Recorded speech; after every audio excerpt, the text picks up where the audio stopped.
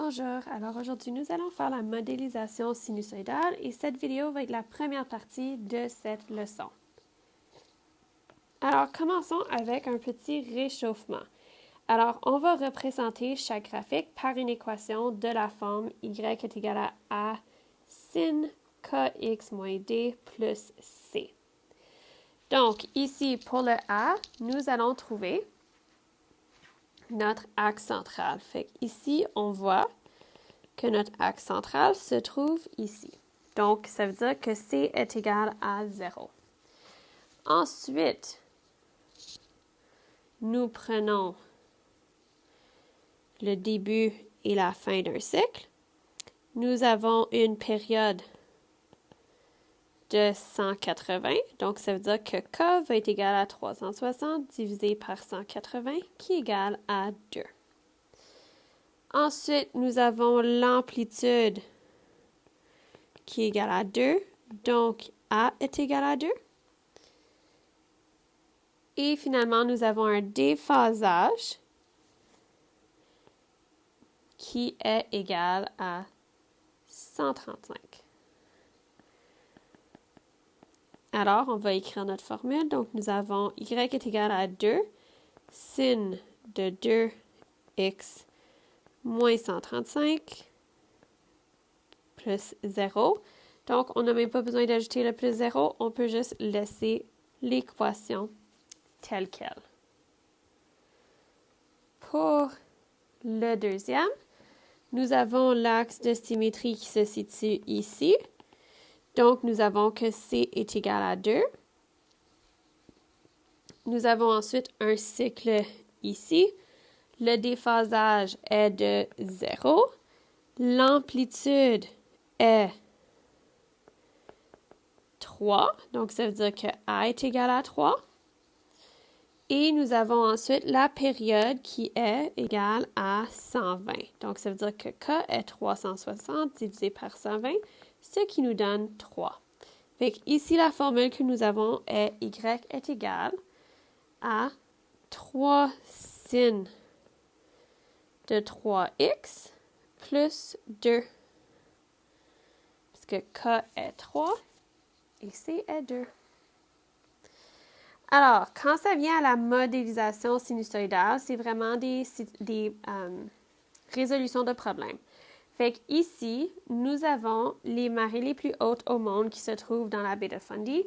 Dans un secteur de la baie Fundy, la marée haute fait monter les eaux 6 mètres au-dessus du niveau de la mer et la marée basse les fait descendre 6 mètres au-dessous du niveau moyen. Fait que ça veut dire que le 6 représente l'amplitude. Fait que la marée accomplit un cycle tous les 2 heures environ. Fait que nous avons notre période. Et supposons que les variations de la hauteur des eaux peuvent être modélisées par une fonction sinus. Alors, ici, nous avions que l'amplitude était de 6 et la période était de 12. Alors, 6 mètres et 12 heures. Donc, ici, puis on veut venir transformer en fonction sinus.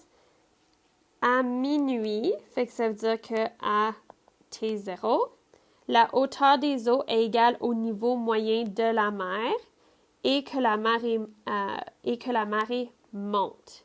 Alors, on va tracer un graphique représentant les variations de la hauteur des eaux au cours des 24 heures suivantes, en supposant que à marée basse, la hauteur de l'eau est de 2 mètres. Alors, ça veut dire que à marée basse, fait que notre minimum est égal à 2. Et notre maximum est égal à 2 plus 6, donc qui est égal à 14. Fait qu'on va venir créer notre échelle. Donc, on a 0, 3, 6, 9, 12, 15, 18, 21, 24. Et on a 2, 4, 6, 8, 10, 12 et 14. Fait que là, on sait que le minimum est de 2, le maximum est de 14. Ça veut dire que le centre va être 8. parce que l'amplitude doit être de 6 mètres. Fait qu'ici, on sait que c'est un cycle de 12 heures et on sait que c'est la fonction sinus. Fait qu'à 12 heures, notre cycle va conclure et la marée monte pour commencer. Donc, ça veut dire qu'après 3 heures, on est à notre maximum. À 6 heures, on revient au niveau moyen. Et à 9 heures, on est à un minimum. Fait que là, on va continuer dans ce sens-là. Alors, on a maintenant ceci. Et on est capable de venir tracer la situation.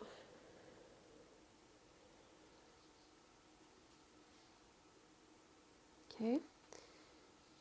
Fait que maintenant, pour le B, ça dit écrire une équation correspondant au graphique. Fait qu'on sait que la période est de 12 heures. Donc, K va être égal à 360 divisé par 12. Donc, 30 degrés par heure. On a ensuite l'amplitude qui est égale à 6 mètres, donc A est égal à 6 mètres. On a aussi un déphasage de 0 et on a, parce que notre axe central est à 8, on sait que C est égal à 8. Alors, notre équation, si on décide que c'est la hauteur en fonction du temps, va être h de t est égal à 6 sinus de 30t plus 8. Ici, on va indiquer les heures entre 0 et 24 où les eaux atteignent leur hauteur maximale. Alors, la hauteur maximale est atteinte à 3 heures et 15 heures.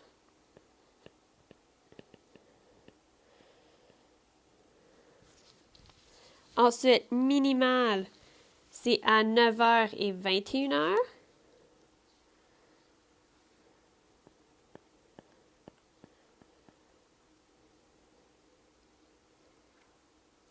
Et la moyenne est à 0, 6, 12, 18 et 24. Donc, on a 0, 6, 12, 18 et 24. Donc, ici, on a 3 heures du matin et ensuite 3 heures de l'après-midi. Ici, nous avons 9 heures le matin et 9 heures le soir. Ici, nous avons minuit, 6 heures du matin, midi, 6 heures du soir et on revient à minuit. Alors, nous avons une autre question qu'on peut faire ensemble. Donc, une grande roue de 7 mètres de rayon accomplit une révolution toutes les 16 secondes. Fait que 7 mètres, c'est notre amplitude. Et 16 secondes va représenter notre période. Fait que le bas de la roue se trouve à 1,5 mètre au-dessus du sol. Donc ici, si on vient faire un dessin juste pour représenter notre grande roue, on a 1,5 mètre.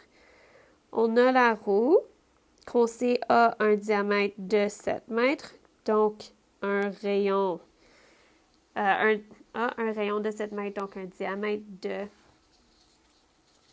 14. Fait que ça veut dire que ici, cette hauteur, on a 1,5 mètre, 8,5 mètres et 15,5 mètres. Alors, on veut faire 3 révolutions et ça va être un graphique de la hauteur en fonction du temps. Fait que la hauteur va être en mètres, le temps va être en secondes. Alors, on va pouvoir commencer. On sait que l'axe de symétrie se trouve à 8,5. Fait qu'on va faire 2, 4, 6, 8, 10, 12, 14. OK, puis on va comme ajouter une ligne ici là pour notre 15. Alors, on va commencer à 1,5 et la roue va monter. Mais on a besoin de nos temps, fait que 8, 16, 24, 32, 40, 48. Fait qu'on commence, on arrive à 8,5, ensuite on monte jusqu'à 15,5. Ensuite, on redescend à 8,5 et jusqu'en bas. Ici, oups.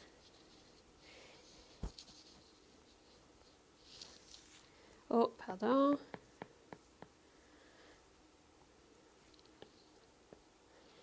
Ce n'est pas ça. Il faut rester dans notre période. Fait qu'une période, fait qu'ici, c'est 8,5, 15,5, comme ceci, parce qu'une période est sur 16 secondes, et on continue comme cela. Fait qu'on arrive, on vient...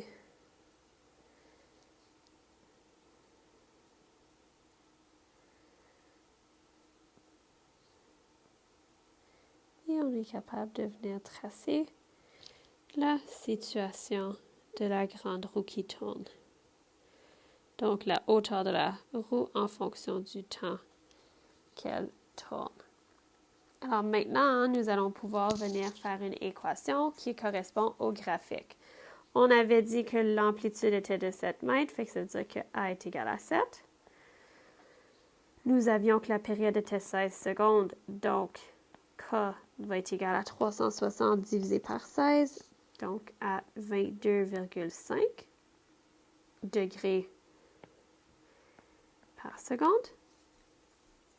Nous avons le centre, l'axe central qui est 8,5, fait que C est égal à 8,5.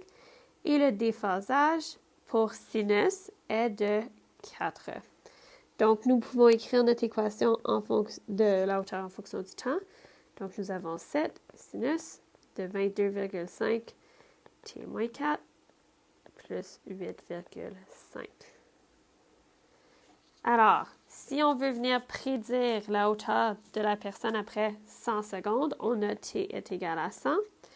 Alors, on remplace pour trouver la hauteur après 100 secondes. On a 7 sinus de 22,5, 100 moins t, plus 8,5. On met le tout dans la calculatrice, juste assurez-vous de suivre PEDMAS. Et donc, nous avons 8,5 mètres. Fait que ça veut dire que la hauteur, donc la personne, sera à 8,5 mètres, qui est au milieu de la roue.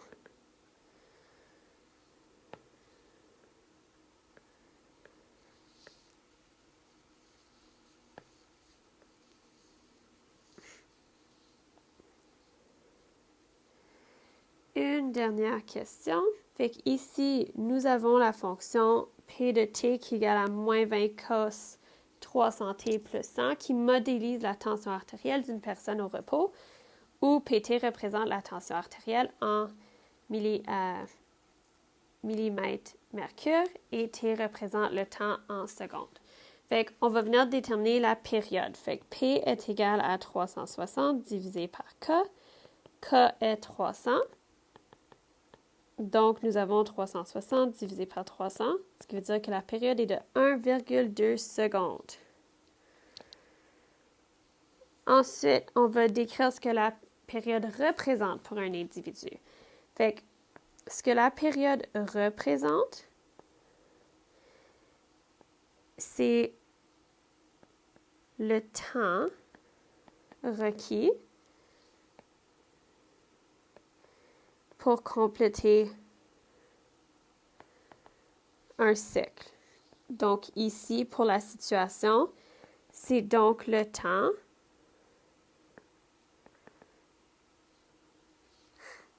requis pour que le cœur de l'individu se vide et se remplit à nouveau.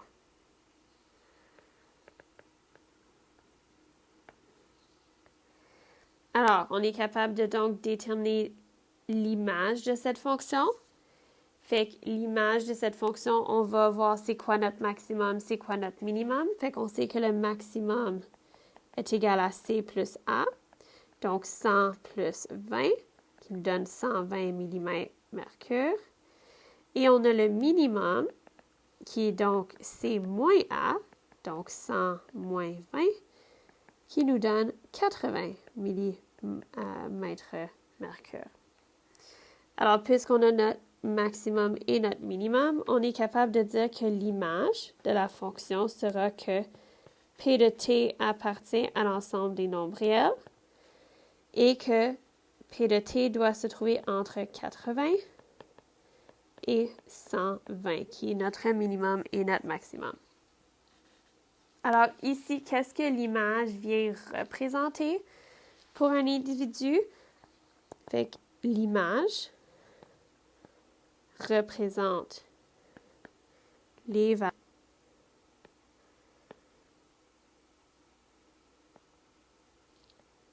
possibles pour PT du minimum au maximum. Donc, c'est la pression artérielle de l'individu.